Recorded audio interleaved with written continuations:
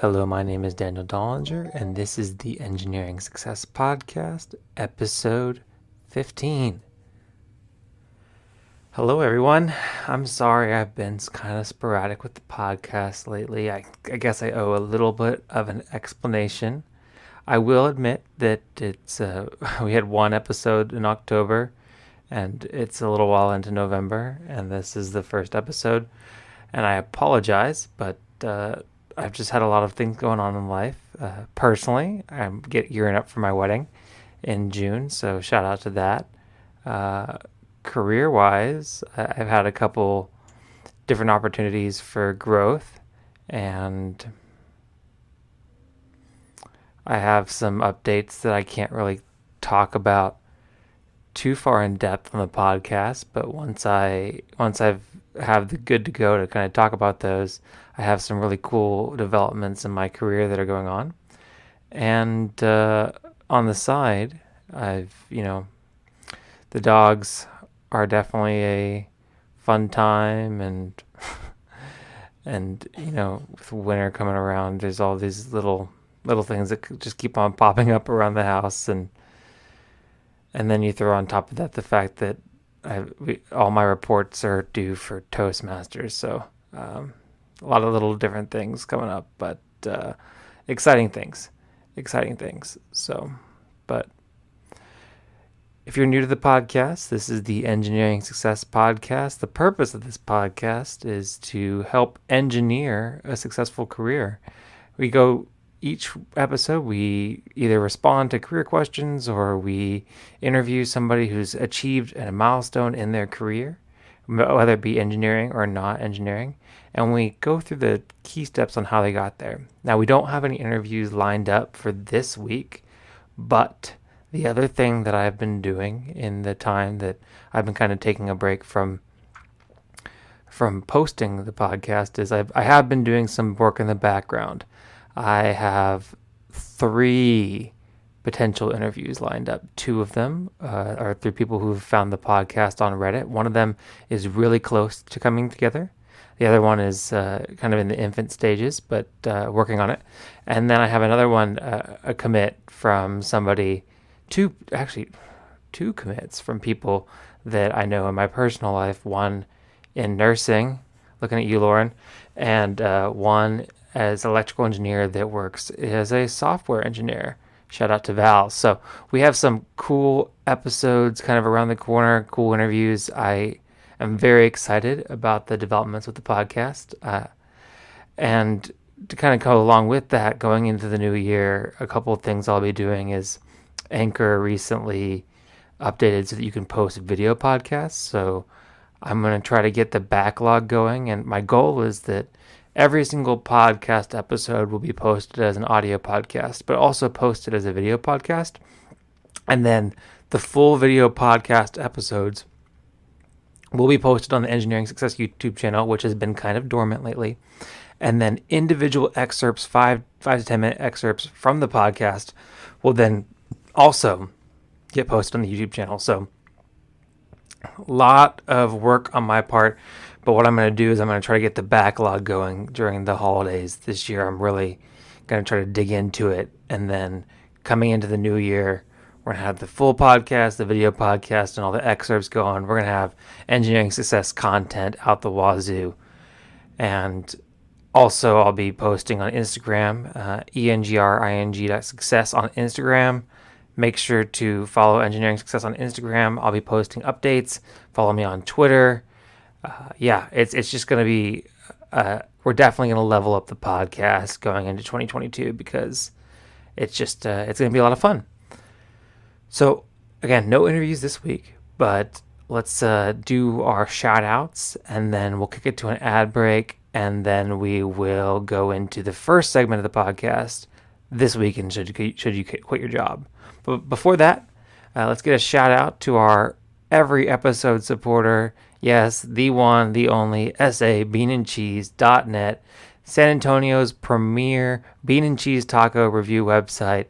You heard it. What is San Antonio beanandcheese.net?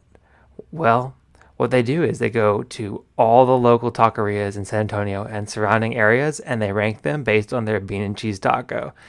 There's no better way to find out what a good taqueria restaurant is than by figuring out what they do with their bean and cheese tacos. So sabeanandcheese.net, thank you for supporting the podcast. All right, let's kick it out to an ad, and then we'll be right back.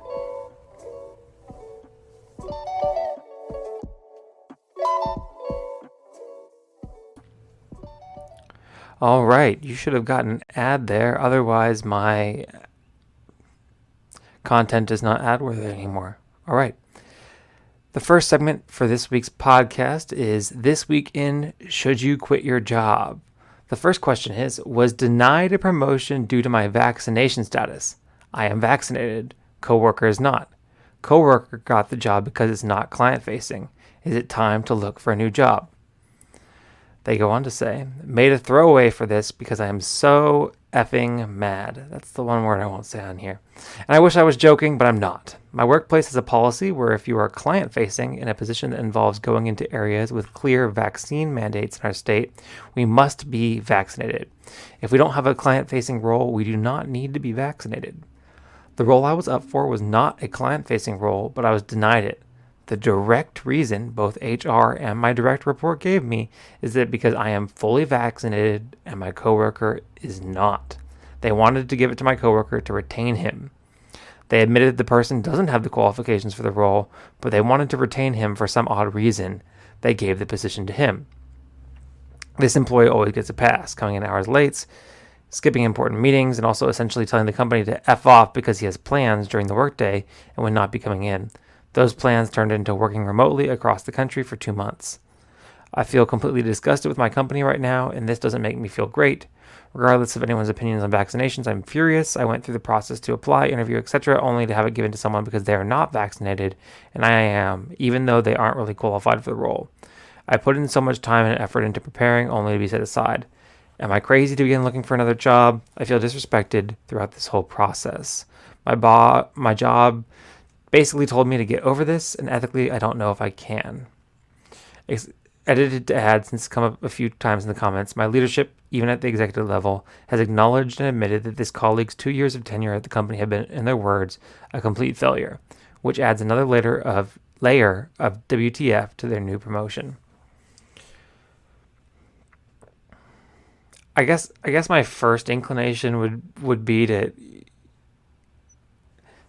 I guess try to understand the context that you are the employee that didn't get the job and at least remotely consider the fact that maybe the person was more qualified than you, but obviously you feel that this person is not, and you've provided justifications from your hiring manager and other people in the company that they may not be.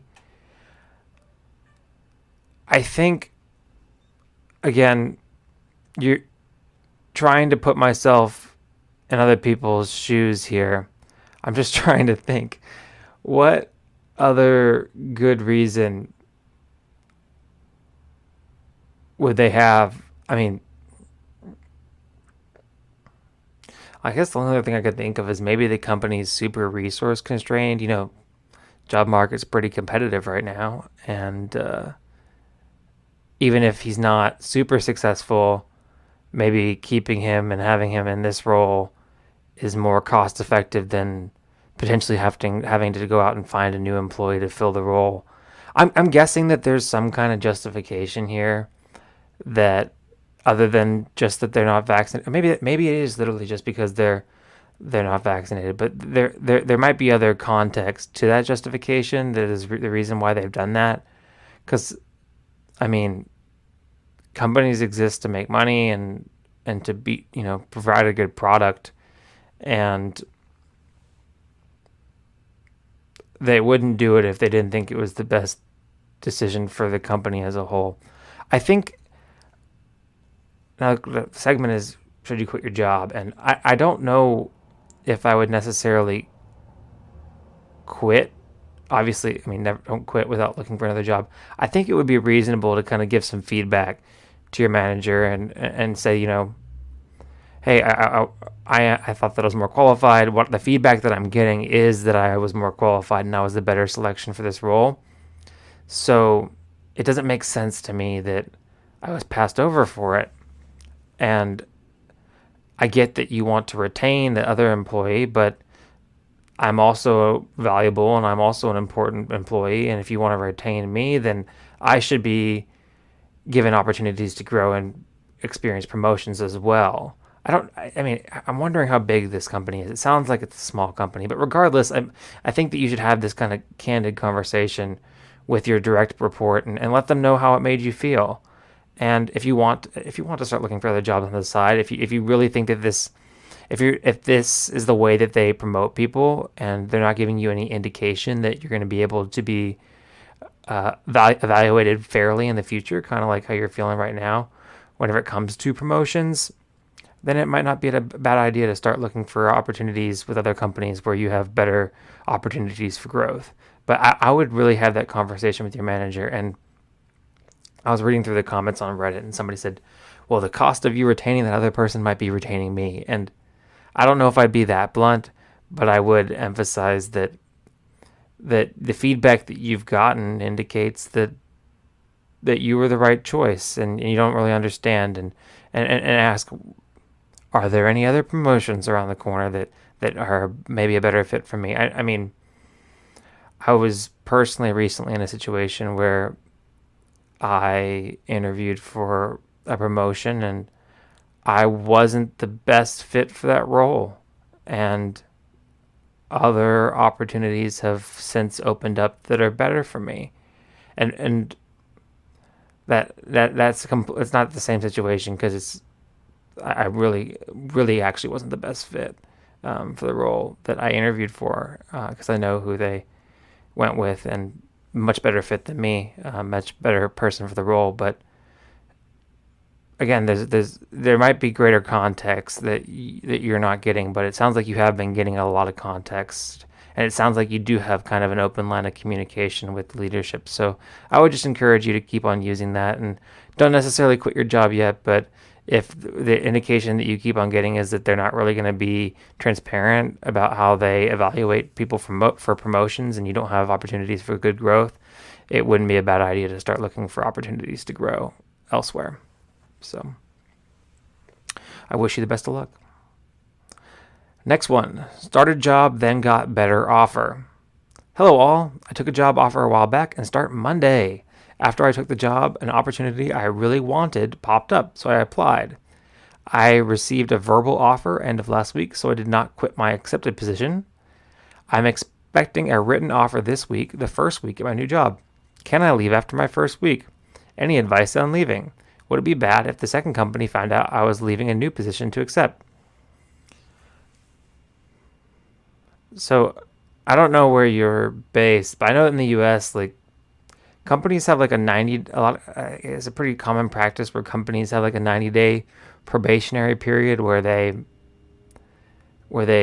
you're like a new employee before you get benefits or whatever. I don't know exactly how it works. I wasn't in that situation, but there's this 90-day probationary period where companies evaluate people, I guess, as a standard, and then figure out whether or not they fit and keep them. And I mean, whenever a company needs to make layoffs, then you're up for layoffs. If a company needs to make cuts, then you might be asked to make cuts. So I mean, in the end, it's your career, it's your choice, and if you wholeheartedly believe that this other opportunity is a better opportunity, I would say go for it. There's no reason for you to work in a job whenever you have the opportunity to do a job that you would enjoy much more and maybe even be compensated better and all that.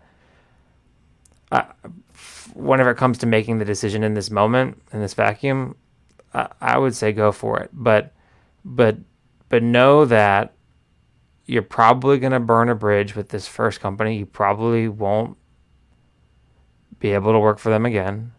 And if they're not in the same industry as this other company and the other company is in the industry that you want to work in, then maybe that's not as big of a deal. But just kind of keep in mind that At that point, you really haven't been there long enough to get people to like you and then leave and then want you back. I mean, you basically kind of spent a little bit of their recruiting money and their onboarding money and all that kind of stuff. So you're kind of a net loss for them. So just realize that.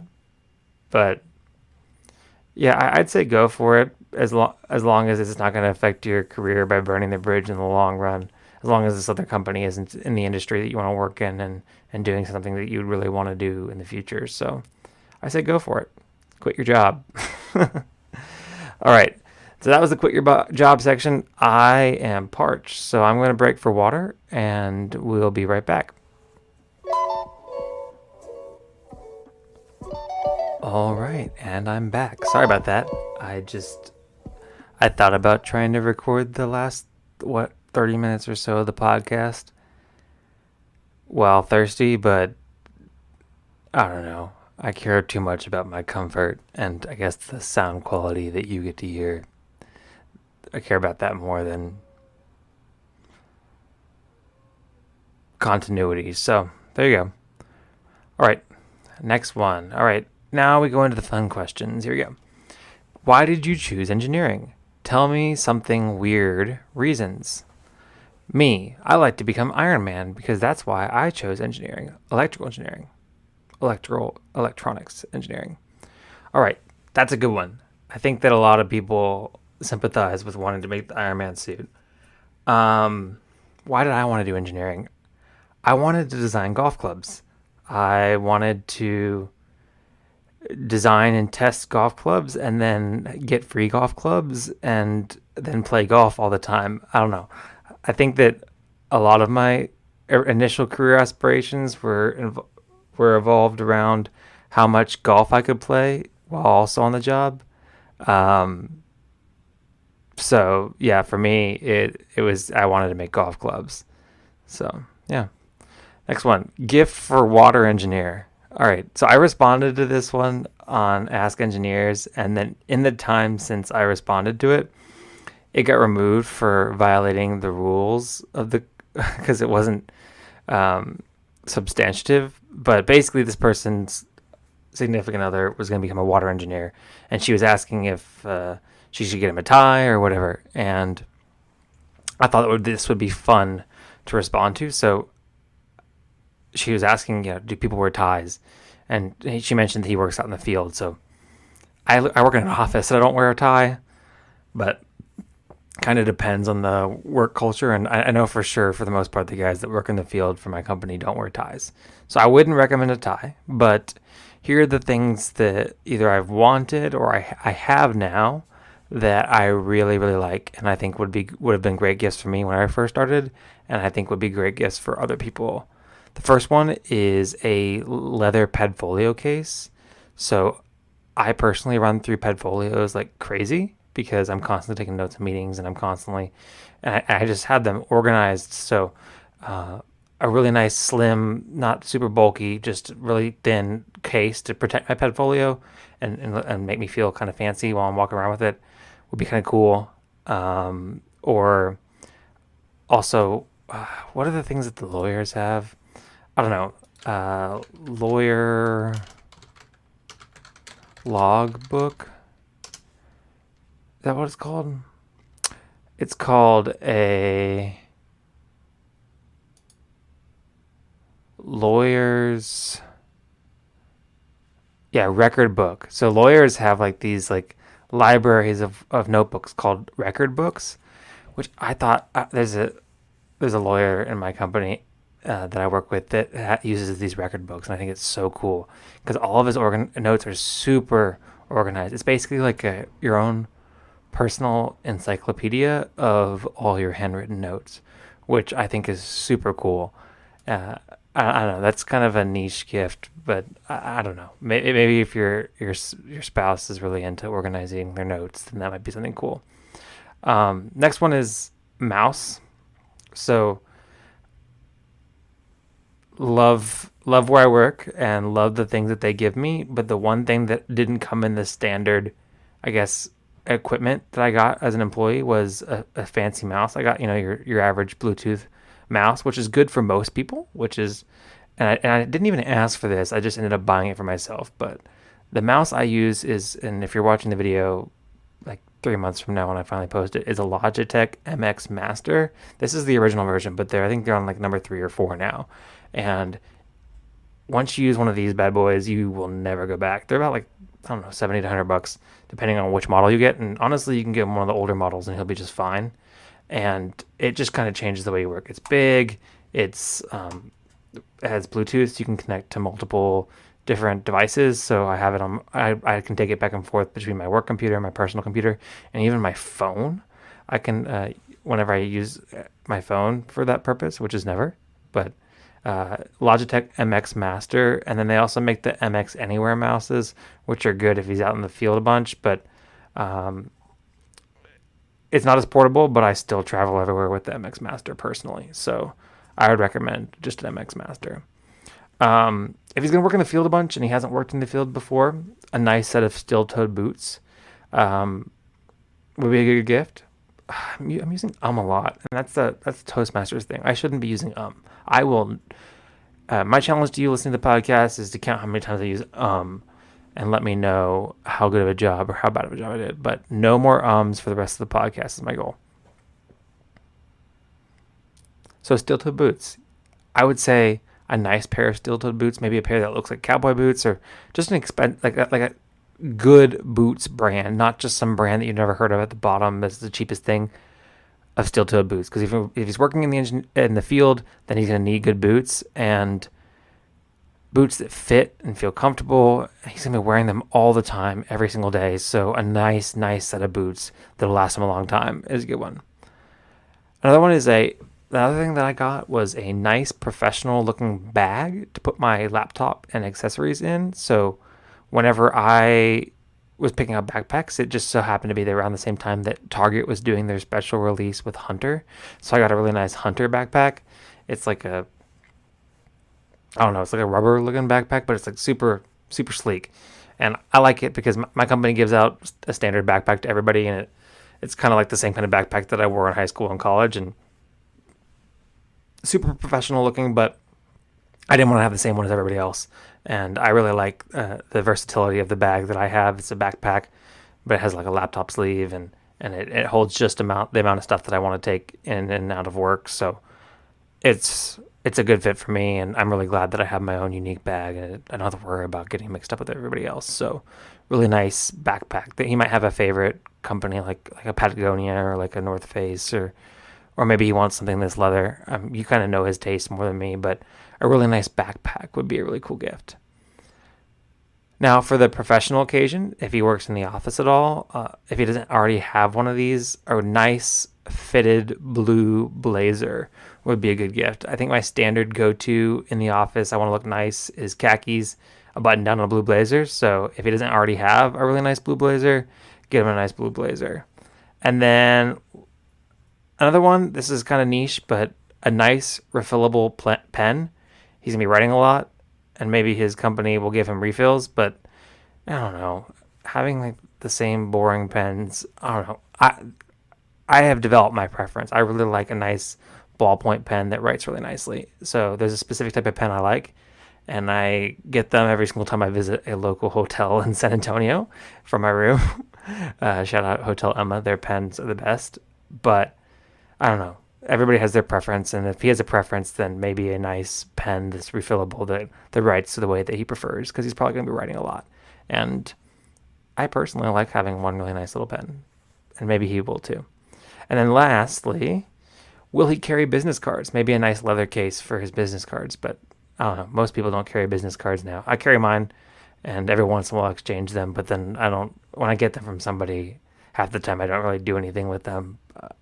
Networking people out there, you can get onto me for that. But yeah, but maybe he's the kind of guy that carries business cards. But yeah, those are the things that I would think would be good gifts for engineers. If you're listening to the podcast and you think I missed something that would be a great gift for an engineer, there's a feature on Anchor where you can actually write into me, or also maybe interact with me on I'll post a poll on my Instagram story, and why don't you fill into the poll what a good gift for an engineer is, and then I will read out the best ones at the beginning of the next podcast. Whoa, audience engagement on the podcast, shout out. And if you're watching this on YouTube in the future, then you can engage in the comment section below. So, but that'll probably be 3 months from now at the pace that I'm at, or I've been saying 3 months from now for like the longest time, so maybe like 8 months from now.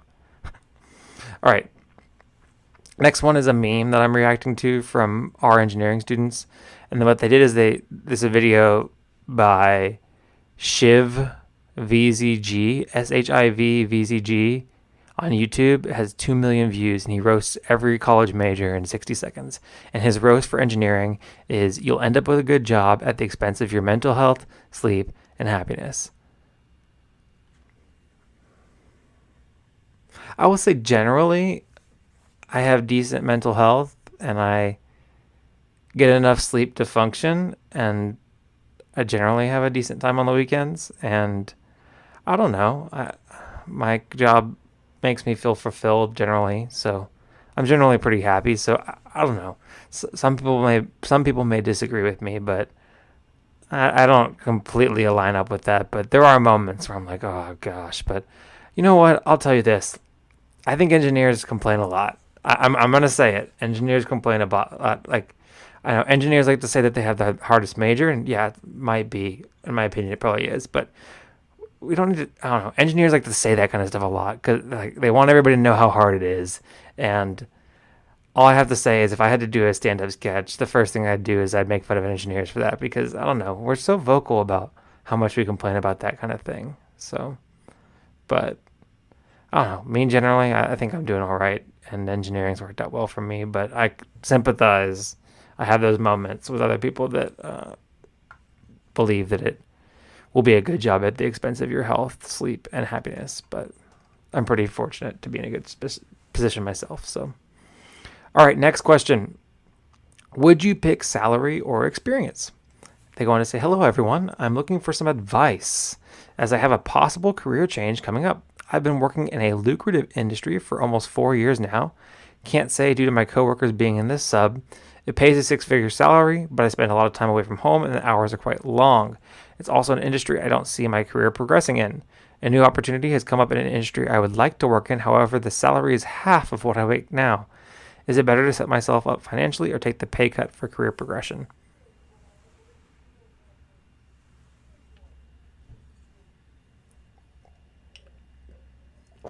Sorry, I'm breaking for water.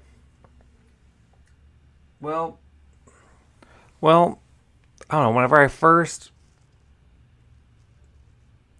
read this, I was like, I mean, why would you take a pay cut? But then I thought about like what could you possibly be doing? And I have an inclination of where you're likely in the field doing some kind of construction or oil and gas or something like that, maybe even like offshore drilling or something like that. And if you like the industry, I mean, you're right. There are limited opportunities to kind of go get more work-life balance, but there are, I mean, every single one of those companies does have a headquarters, a home office, and there are opportunities in those companies' headquarters where having your experience, having worked out in the field, would give you more context than anybody who hasn't worked out in the field, and would make you a really good home office employee and kind of a support group. So I wouldn't completely discount that idea away. So again, you might have some tangible experience from your current role. They could set you up for a growth opportunity within your own company. And likely, I mean, within your own company, you might lose some of the additional compensation like TLA or per diem that you get from working away from home. But your base salary, I imagine, wouldn't be as significant of a drop relative to what you're currently making. So I would encourage you to at least consider that. And then once you've considered that, then consider what that is like relative to the opportunity coming up in the industry you'd like to work in. I think that it's more linear. It's not as binary as your current role and then this new role where you make half of what you make now. I think that if you're able to kind of translate it to what it would be like in your current industry, and then kind of evaluate those opportunities and kind of what the base would be and kind of what your enjoyment would be and what your growth opportunities would be from that point, I think that that would help you make your evaluation. But I wouldn't just immediately throw it all away and go for half the salary. But then again, if the compensation is in line with what you think you should be compensated with your relative level of experience, so minimal in that industry, in that role, and you want to grow in that way, then you can always chalk up what you've done to this point as learning experience, and maybe hopefully you've taken advantage of the financial compensation to set yourself up on a good financial base. And if you can live and grow and on that new role, then go for it. But I would caution you to say that it's not completely binary, and I'd encourage you to kind of build the context with what your progression would be to better work-life balance in your same industry, if that's possible, and see what things you can transfer from your current experience. And I know you say you don't see your career progressing in it, but if there's any things that you've learned, if there's any other industries you can apply them to, then also kind of exploring those areas as well to kind of see where you stand out. But yeah, salary or experience, most instances, I would say I wouldn't sacrifice salary for experience. I'd try to get my best of both worlds. But if you're not able to get that, then I hope that those points will help you kind of evaluate things better. That's the way I would approach it, is trying to equalize things as much as possible before making the decision. And yeah, I wish you the best of luck. All right. Next question. They go, career advice. A little background. I graduated with a bachelor's in mechanical engineering last August and was unemployed for a year. I finally got a job in a manufacturing company in August. I like the company, but I'm not enjoying manufacturing. I feel like I'm not good at my job and I get dumped on a lot. Also, the fact that the products have to go out monthly and between the projects for cost improvements and assembling or getting tooling ready for the next job just burns me out. I'm in Southern California and would like to stay local. Any input would be greatly appreciated. Well, first off, congrats to you. You've realized that you don't like manufacturing. And if there's no other kind of groups within the company that you like, then you've done it for a year. And, no, you've done it since August.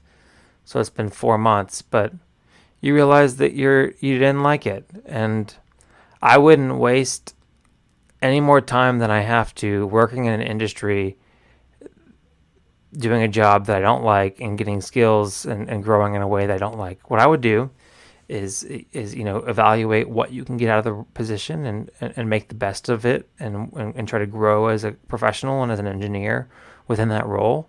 But then go ahead and start looking for another opportunity. And when it comes up that you have only been there for a while, you're like, yeah. And you know what? I learned that it wasn't for me. It's not the industry I want to work in, but I'm really interested in working in XYZ industry, the name of the company's industry that you're interviewing with. But yeah, I wouldn't really chalk it up to, I need XYZ months of experience. I'd just say, you know what?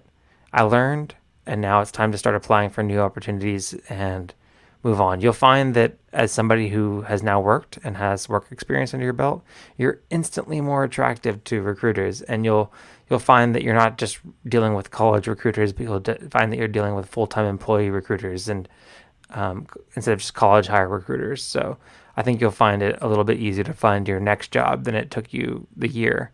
And also, that year was the middle of a global pandemic, so give yourself a break here. I think that you are definitely valuable, and you'll make a good employee in the industry that you like. So I wish you the best of luck. Next one. How many of you are actually passionate about engineering? Good question. Am I passionate about engineering? I'd say I'm fairly passionate about engineering. I like what do, I like solving problems. I like having an impact in the society that I live in, and engineers build everything and are the reason why we're able to have the lifestyle that we have. So to that extent, I'd say I'm really passionate about engineering. But one of my strongest passions, my passions are for the people that I love, for my hobby, for this podcast. Those are the things I get the most joy out of, and I get a joy out of my career. But is it the thing that brings me the most joy in the world, and is it the thing I'm the most passionate about in the entire world? Probably not. Um, I forgot the second half of the question. The second question is half the question is how many of you are actually passionate about engineering, like you always wanted to be one or started wanting to be one from high school or college? I mean, I knew I wanted to be an engineer from kindergarten. Like other kids were saying, I want to be a firefighter, I want to be an astronaut, I want to be a police officer. And I was like, no, I want to be an engineer. And I've known that since I was 5. And I've always worked towards that. But I don't know. Passionate about engineering is an interesting way to describe it. I'd say I care about it enough that I really enjoy my career, and I know that I'm doing the right thing for me and for my growth and for my ability to contribute to society and earn a living. And but beyond that, I mean, I don't know. I like solving problems, but maybe not in the way that you think that the stereotypical way that engineers solve problems is. There's other things I'm more interested in and that are also relative to my career and engineering, but maybe not in the traditional way. And as I have the opportunity to talk more about the opportunities that I'm pursuing in my career, I will tell you about them. But yeah, some people are so dispassionate about engineering that they're just in it for the money, and I wouldn't say I'm at that point. I'd say that there's a spectrum between people that do that and people that live, breathe, die, everything engineering. And I think a lot of us just kind of fall somewhere in the middle of that spectrum. So, yeah. Next question. I'm going to drink water real quick.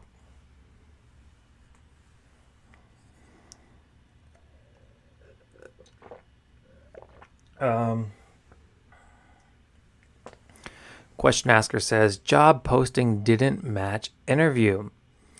They said, so I just had an interview for a job titled Engineering Technician 1, Packaging. The job description I applied for sounded like it would entail cost evaluation, improving production via Lean and Six Sigma methods, quality and capability alternatives analysis, and more. But during the interview, I found out the job position seemed more like a maintenance job with troubleshooting broken down machines. Is this common, or could there be some misunderstanding or miscommunication here? I would say that that's pretty common, to be honest. Whenever a company wants to hire for a role, especially with big companies, and when I see Engineering Technician 1 Packaging, I think big company.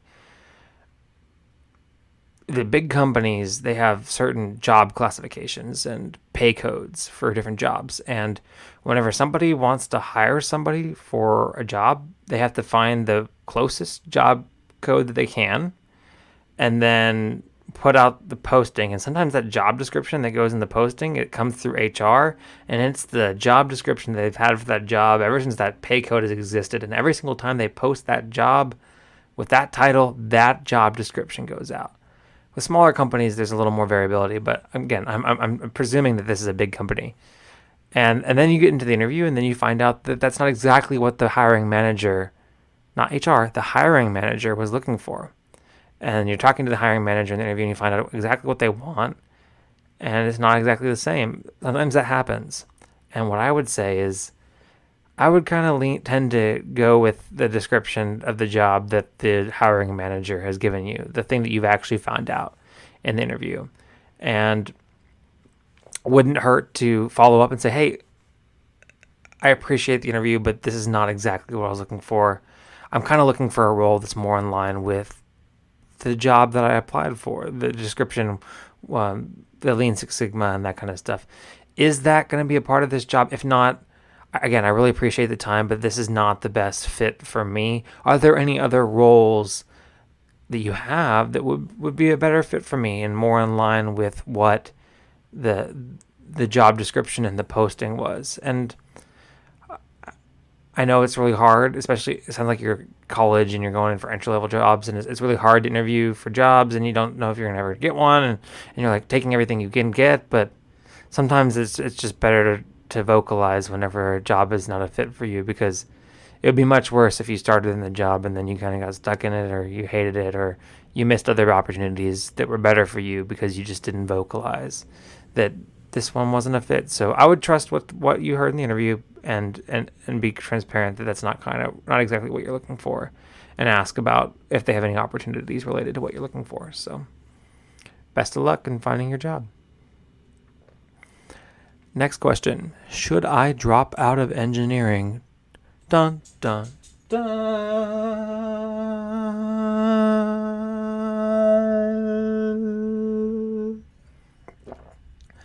Dramatic pause for me to drink water again. Man, I'm parched. All right. Here's the question. Hello. I am a current senior engineering student at a well-known engineering school and am seriously considering dropping out. I have 24 credits remaining, but have a few reasons of considering dropping. So for those in the US, 24 credit hours, that's about 2 semesters, two 12-hour load semesters. So two semesters of engineering. And here's the justifications for dropping. 1, I am not good at my major. My GPA is currently a 2.4, and the chances of me getting a job after graduation in the field is quite low. Math was always my weakest subject in high school, and I simply chased the degree for money, not for the passionate drive many of my classmates seem to have. 2, I did not enjoy my major. I have no intention of utilizing my degree to any capacity upon completing the program. It has soured my life for several years, and I can't wait to move on to something else. It seems like a waste of my time that I could be using to develop skills in a career that I would much rather have. Oh, sorry. 3, I do not have the funds to continue education. I'm spending thousands of dollars in tuition a year, and I'm already considerably in debt. I see no reason to deepen the hole by tens of thousands of dollars for something I will not use. 4, I recently got a job in a field that I love. It is not high paying, but I have been a musician all my life and got a job scoring music for several projects. It is enough to live on. I understand that I am very close to completing my degree, so what would you recommend in this situation? It really seems like a waste of time to me at the moment, but I'm open to everyone's opinion. All right, so I'm going to respond to each of your points, and then I'm going to kind of give my overall advice. You're not good at your major. Your GPA is 2.4. I don't think that's enough of a reason to drop, because that you'll find as you talk to people with engineering degrees that are working in the field that there's people all across the spectrum of GPAs, and just having a low GPA doesn't mean that you're not going to be a good engineer, or that you didn't learn anything in college in your engineering program. Because remember, engineers are learning how to solve problems. They're learning how to design things and solve the problems in our world. So I wouldn't knock yourself for that. Math was always my weakest subject in high school, and I simply chased the degree for the money, not for the passionate drive many of my classmates seem to have. Having an engineering degree, regardless of whether or not you're doing something that you would consider technically engineering or your standard engineering, will pay out for money. It will, especially relative to your point number 4, the job that is enough to live on. You did mention that you are considerably in debt, and enough to live on, is that enough to live on and pay back the student loans that you owe? You made an investment here to this point, and in my opinion, it's worth finishing it out to kind of reap on that investment. 2, I do not enjoy my major. I have no intention of utilizing my degree to any capacity upon completing the program. It has soured my life for several years. Again, I think that people have very linear conceptions of what engineers do, and any company that needs somebody to help solve problems, and like maybe it is a music company that needs somebody to run a project. Like maybe Live Nation has their concerts they're putting up, and they need people to run the events, project manage the events. Somebody with an engineering degree would be a good fit for that kind of thing. That also has the contextual knowledge of music and how music events work. I'm just saying that your engineering degree will make you look really good, and it will tell people and help people know that you can get stuff done. And regardless of whether or not you liked thermofluid dynamics, or if you got mechanical engineering, or if you really liked doing logic diagrams, if you're an electrical engineer, or if you really liked measuring, I don't know much about civil engineering, but if you liked, I don't know, measuring out concrete, if you hated all those things, it doesn't mean that you can't be recognized as an engineer working in a field that you like. I mean, I haven't done an inch of engineering design since I graduated from school personally, and I am in a position where I am valued as an engineer. And I think that there are going to be opportunities for you that might be in things that you're more interested in, even if it's the subject matter is not, like for me, I'm not designing golf clubs, and that's not the thing I'm most interested in. But the subject matter that I work in is interesting, and the work that I do is interesting, and I grow, and I think it's cool. So I mean, I wouldn't say that your hobbies and your passions have to be your career, have to be the industry you work in, but I think there's other ways to find fulfillment in what you do, and that you can do with your engineering degree that's not just engineering design. And the last one, you don't have the funds to continue education. And I think that that's a very valid point.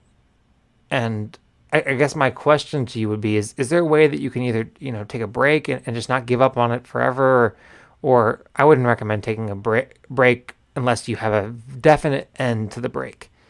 But maybe consider going part-time as a student, maybe taking one or two classes a semester, or one class a semester. And I just, you've made a substantial investment into a great degree, and you've made it 3 years into it. I mean, you are so far along, you're past the point where most people drop. You, in my opinion, definitely have what it takes to finish the engineering program, and it'll open so many more doors for you than maybe you even can recognize right now, than for your earning potential, for your career potential. Just having a degree in general, but especially having an engineering degree, will put you in a magnanimously better position than if you didn't have a degree at all. So maybe take this job and then work full time, and then take one extra class, and then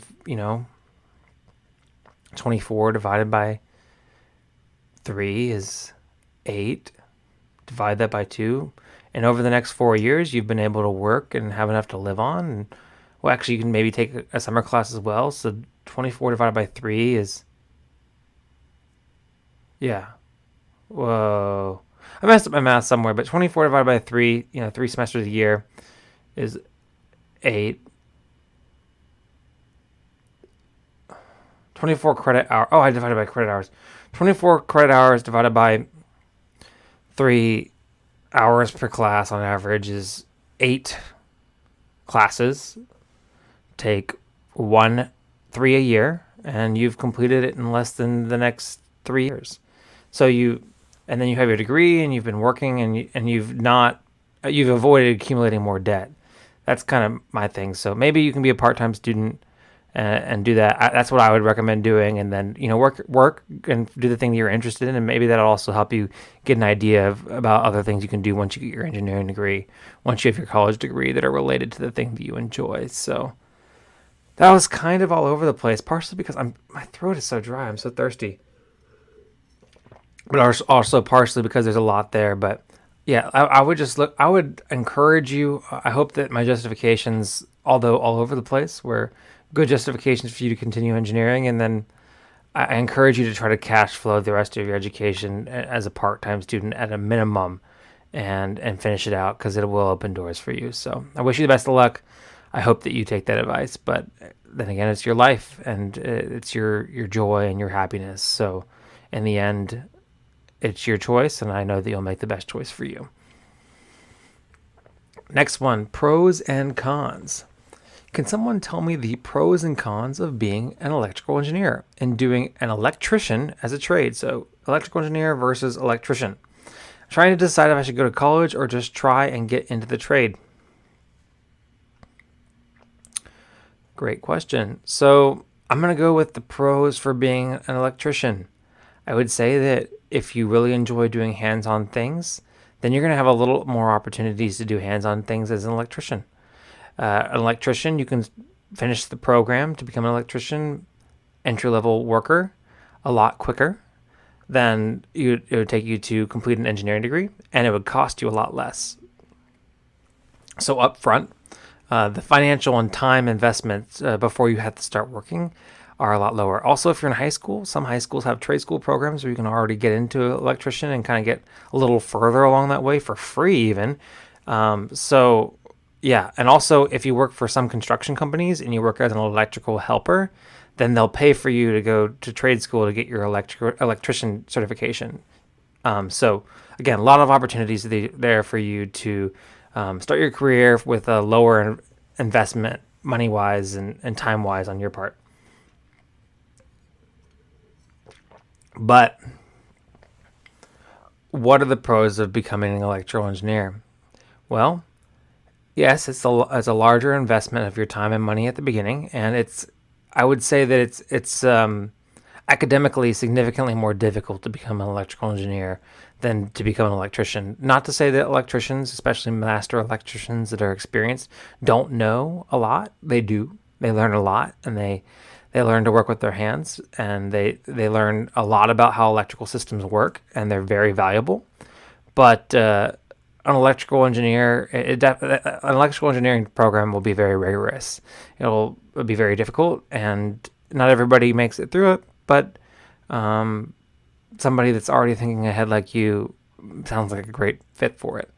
But say you do complete the electrical engineering program, your earning potential is going to be a little bit higher, in my opinion. Now, you can become an electrician, you can work out in the field, and you can work some crazy hours, and you can work out in crazy locations and get paid cost of living and per diem and all that kind of stuff, and you can make a ton of money as an electrician. But as an engineer, you have opportunities to really have a lot of career progression as well, electrical engineer.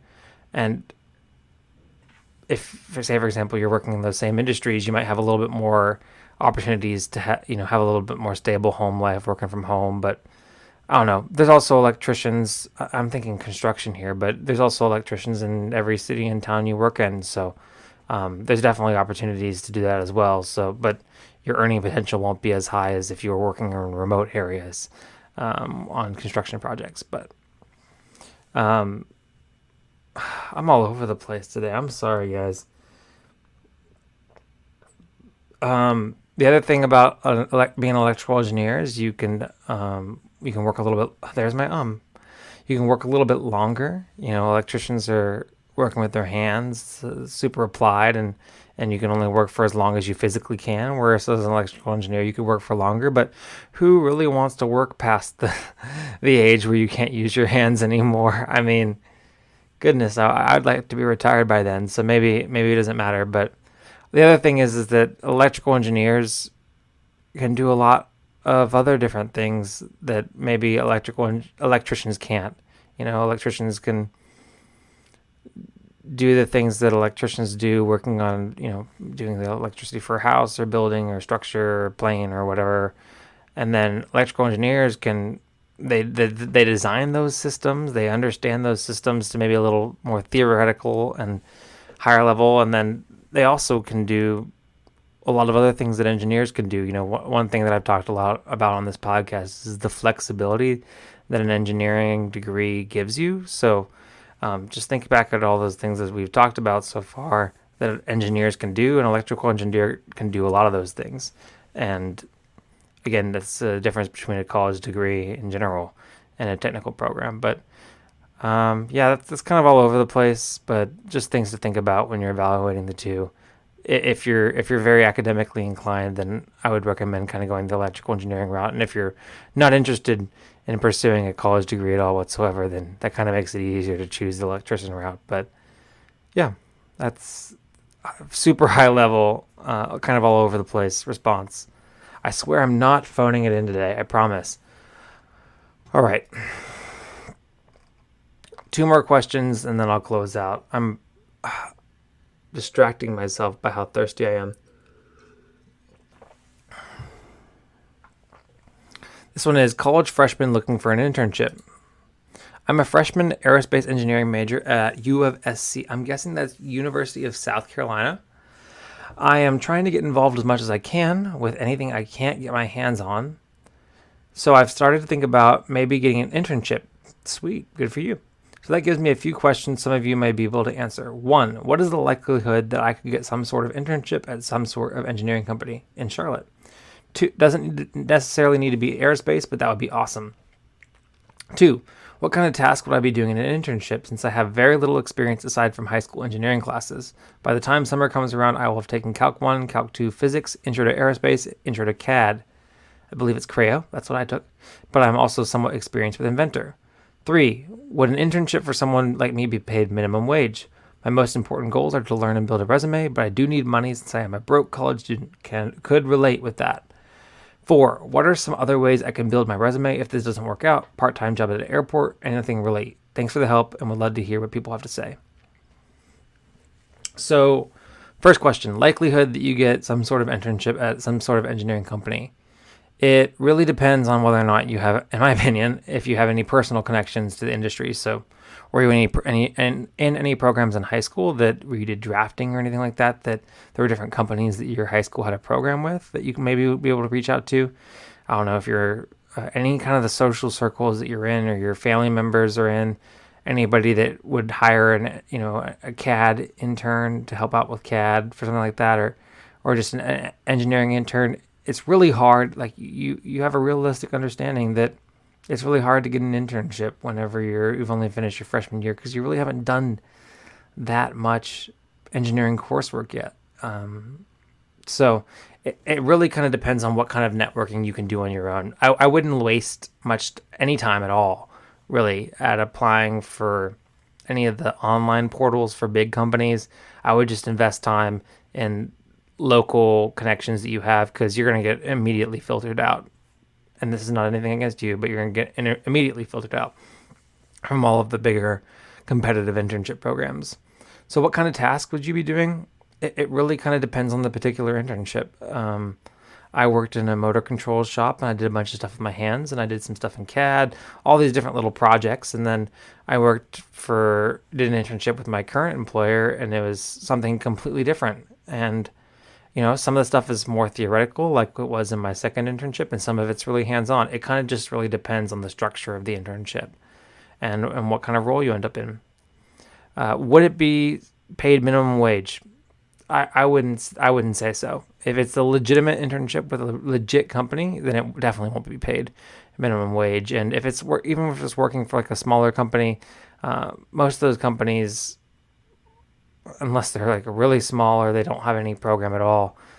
No, I would say even as at your level, you're worth, I don't know, $15, $20, like whatever. I mean, the local grocery stores where I live are paying more than minimum wage. So you're at least worth that. So I'd say the $15-$20 an hour range is kind of what I was targeting whenever I was finishing my freshman year. But I don't know. We've had a lot of inflation since then anyways. So I don't know. And then last question, what are some other ways you can build your resume if it doesn't work out? I think that you said part-time airport job. That's kind of the right direction. I would look and say, are there any local aerospace companies around? And maybe they have a maintenance tech or something like position where you don't need any job experience or work experience to go work there. Or, you mentioned, you're not tied to tied to aerospace engineering internships. And I think that's a good mindset to have, any kind of internship experience, having any kind of internship experience or working experience where you're working around engineers under your belt, and you can kind of talk about what you learned from working with and talking and interacting with engineers in the professional setting and other interviews, will set you up well for whenever you're really trying to get that aerospace engineering internship the summer after your sophomore year and the summer after your junior year, and then you're applying for jobs. So look at any kind of job where you can kind of interface with engineers. Also look into like local contractors that maybe have a machine shop or a part shop, or where you can kind of work in the back and you're physically building things that maybe the engineers are designing in the space.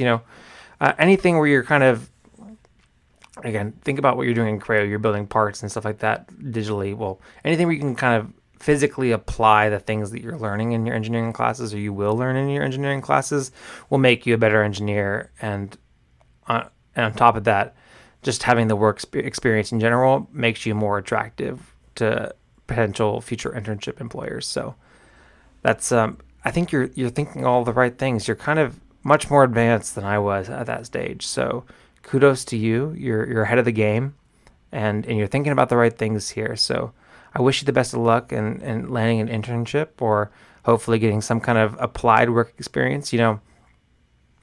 Anything you can where you're somewhat technical. Anything beyond working the local summer job at the water park, or working in retail, or working as a server. Anything you can do that's just a little bit closer to engineering will set you up and put you a little bit ahead of other people that also won't be having internships because they just finished their freshman year of engineering. So yeah, wish you the best of luck. And last question. Goodness. Aerospace engineering or ABET accredited mechanical engineering degree? Hi, I am an Asian STEM student that will be going to college next year. Shout out to you. I've recently heard that having your program be ABET accredited is important to landing reputable international jobs. I intend to work outside my country, and I'm stuck choosing between these courses, as I've always been interested in working for the field of aerospace, but no aerospace engineering course is ABET accredited in my country, only mechanical and other fields. Yeah, so I would say that I don't know, maybe I'm outside of my realm here, but a lot of US based companies, they look at ABET accreditation. But I mean, whatever the route to becoming a professional engineer or registered engineer in your country is, whatever that route is, at least at a minimum, look at the requirements for that. And make sure the engineering program that you attend is at least in line with that, because that'll give a little bit more legitimacy to your degree domestically. And then if you want to work in the U.S. as an engineer, then yeah, you should go to an ABET accredited program, or a program that has reciprocity or is on the same standard as ABET. And I'm not familiar with that, but yeah, you should at least evaluate that. I will say that if you want to work in aerospace, you don't have to have an aerospace engineering degree to work in aerospace. Aerospace companies, my dad worked for Lockheed Martin. Shout out to the second episode of the Engineering Success podcast. His degree was electrical engineering. There's other people that worked for Lockheed Martin that had mechanical engineering degrees, industrial engineering degrees. Just because you want to work in the aerospace engineering aerospace engineering industry does not mean that you have to have an aerospace engineering degree. So I would say that the mechanical engineering degree definitely opens up a little more options, with the combination that it is applicable in any field, including aerospace engineering, and also that ABET accreditation. So I personally would choose the mechanical engineering degree, but if the other boxes check and the aerospace program is domestically reputable and interchangeably reputable with whatever countries you want to work in the future, then go for it. But I would personally recommend the mechanical engineering degree. All right, so I'm having trouble talking, so I'm going to close out the episode. Sorry that I kept you waiting for a month and then came out with this stinker of an episode, but I'll pick it up moving forward. But I really appreciate you guys tuning into this episode of the Engineering Success Podcast. If you like the episodes, if you like the podcast, rate it 5 stars on the Apple Podcast, share it with your friends. potentially be a guest. If you want to write in your own questions, write into engring.success@gmail.com. And yep, we got some exciting interviews ahead of us, so I'm looking forward to that. I will do my best to try to get us back on a more regular upload schedule, but no promises. But I hope you all have a wonderful Thanksgiving season if I don't hear from you before then, but I should. And yeah, I'll catch up with you guys on the next episode, but I'll hear from you later. Bye. Never losing focus because I ain't chasing payments. Still playing in the basement while I'm working on arrangements. They heard the kid in 50 countries, thank God that's amazing. But I'd rather thank Spotify, they put me on the station.